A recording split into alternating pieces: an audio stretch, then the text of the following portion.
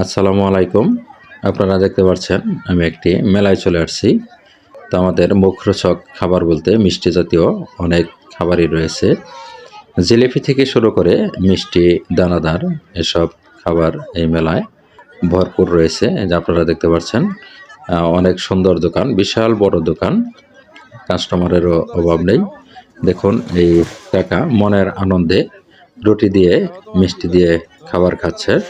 অপরদিকে এই দোকানদার ভাইটি দেখুন কত সুন্দর করে অনেক চমৎকার করে রুটি বানাচ্ছে। আরেক ভাইটি অনেক সুন্দর করে তাওয়ায় ভেজে নিচ্ছে। তো আমাদের প্রত্যন্ত অঞ্চলে মেলা হলে অনেক লোকজনই হয়।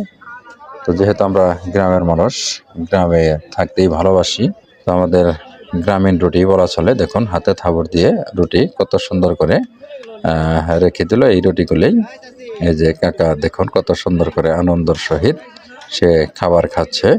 তো ভিডিওটি ভালো লেগে থাকলে অবশ্যই লাইক, কমেন্ট, শেয়ার করে আমার পাশে থাকবেন এই আশা ব্যক্ত রেখে আপনাদের সুস্বাস্থ্য মঙ্গল কামনা করে শেষ করছি। আসসালামু আলাইকুম।